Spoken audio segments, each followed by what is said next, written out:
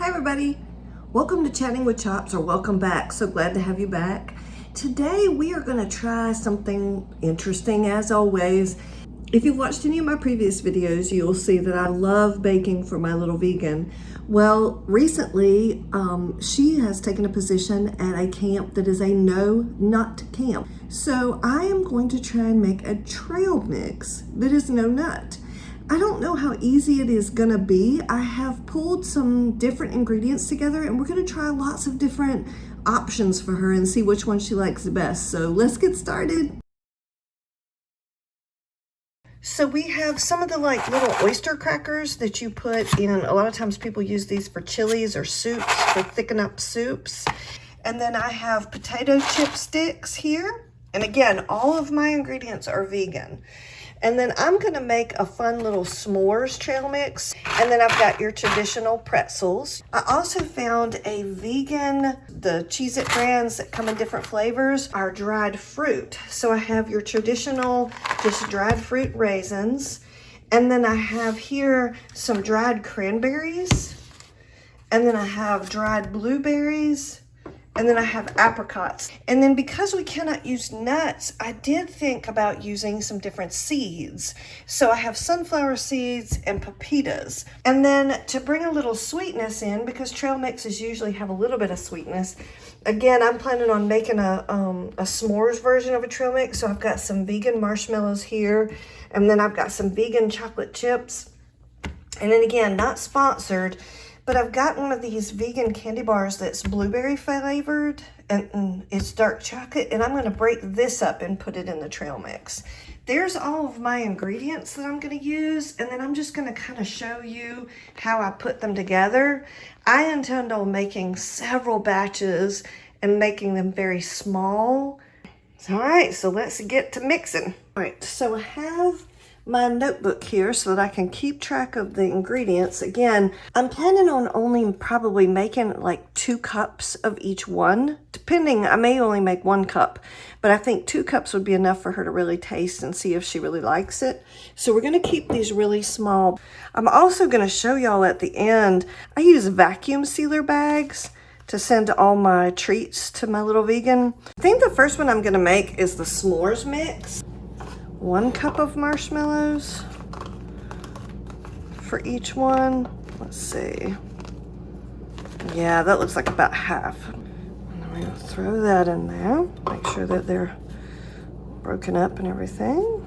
All right, and then we wanna put in some graham crackers. So I'm gonna say maybe about 1 cup of those. So we have about 1 cup of graham crackers. And then I'm gonna say, I'm gonna kind of eyeball it. I think we should maybe try a 1/2 cup. 1/2 cup of chocolate chips. So let's see, let's get us a spoon. And I just wanna mix it up and kind of see if we're equal in our ingredients. I don't think we need more or less of anything. And I think this one, I'm gonna sprinkle just a little bit of cinnamon. I'm not really gonna measure it out. I'm just gonna try and see if I can just, whoop, okay. That came out quick. Yes, okay. That gives it just a little bit more color, maybe a little bit more flavoring, kind of brings it together a little bit.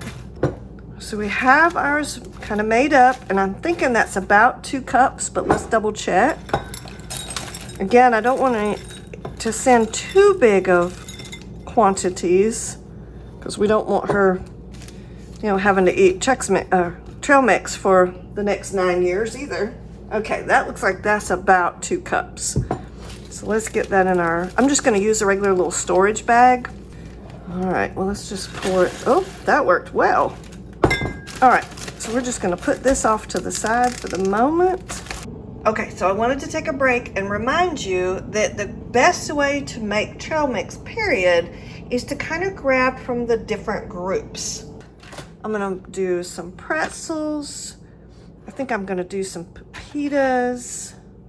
I'm gonna do some regular raisins, some potato flakes, okay? So I think I'm gonna start out with maybe doing a 1/2 cup of each, so that should reasonably come out to be 2 cups. All right, so let's see. but since everything is a little bit different sizes, that might make it a little bit off keel. So let's just tinker around with it first. That's also the fun of working with dry ingredients. So that's really the fun of playing with trail mix, is all of your ingredients can go together and then you can separate them back out if you need to. Okay, all right. Make sure you guys can see this really good. So this one would be one of those days where you really need to replace your salt. Okay, yeah, I'm thinking that looks good. All right, so let's make sure it's 2 cups.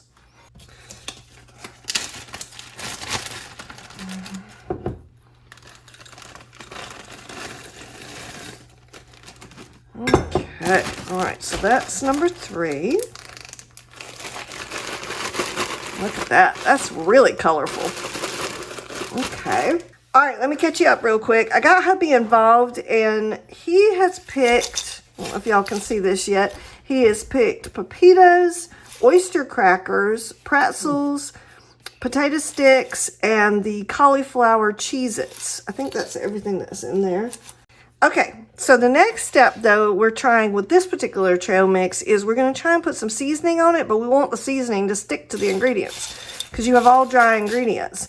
And as you saw previously with the trail mix, the cinnamon really kind of stuck to the marshmallows because they're a little bit sticky already. So that's how we kind of manage that. So now what we're going to do is we're going to just take this little bit of trail mix that we've made so far. We're going to pour it out on just a regular little sheet pan, one of my little baby sheet pans.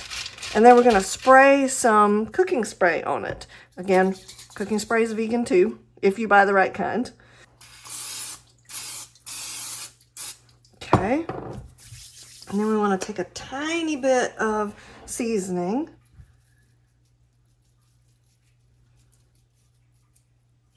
Okay. All the ingredients, all the recipes I've read about trail mixes saying that you have to be really light with the spice that you use because it goes a really long way. Okay, so we're just going to mix that around a little bit, make sure that all that good seasoning, which you cannot smell, but I can, and that was Cajun seasoning we used, I believe. Yep, on to the next one. Whoops. All right, I hope you liked this video. Please like and subscribe, and I will catch you on the next bake. I hope you enjoyed. Okay, so the first thing I do is, I told you I would show you this, but this is just a regular vacuum sealer. So I just choose what size bag I need. I'll cut that off there. And then I have it on, and I've picked dry, and then I've pressed the button seal to make the red show up. And so there's a little arrow here, and I just put that in until I hear the noise. And then it's going to seal that end of the bag. Okay. And then I'm going to fill my bag up. Like that. So get everything out. One potato stick stuck. Okay. And then I've got my bag here, and I'm going to stick it back in where this arrow is, but I'm going to make sure that it's on dry, and I'm just pressing seal. So I'm not asking it to vacuum and suck out all the air because I don't want it to crush the stuff that's inside. So I'm putting it back on that arrow, and I'm just letting it sit there, and it's going to seal it just like it did the bottom part. Okay, so it has sealed it closed. So basically all I've done is I've just made like a sealed bag like you get from the grocery store, but nothing's getting crushed, and it keeps it fresh long enough for her to be able to try it. And then I'm going to write the corresponding number on here so that she will know which one it was.